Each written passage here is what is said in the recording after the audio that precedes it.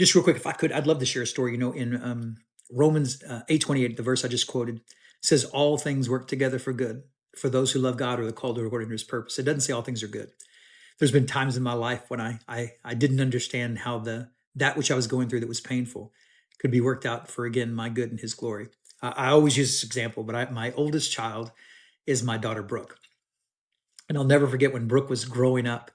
When she was just a little baby, my wife and I would take her to the doctor, and we would take her to get her immunizations, like her measles, mumps, and rubella shots. And my wife would make me take her into the doctor's room and a doctor's office and set her down in there. And they're getting ready these syringes, and the way they do it is they have two nurses preparing two syringes to inject simultaneously into each leg to kind of expedite the process.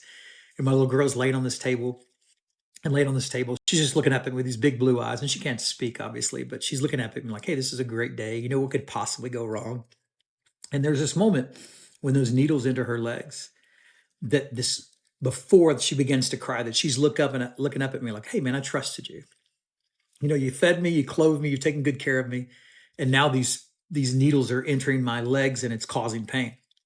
And there's no way that I explained to my little girl that what I was doing was good for her, or that was going to let her live a long, healthy life, because she would have never understood it. I've often looked at God when going through tough circumstances and think, "Man, God, what are you doing to me? Why is this taking place?" And I found out that even those things that are painful, even those things that are hurt, that God can use them to grow me, to strengthen me.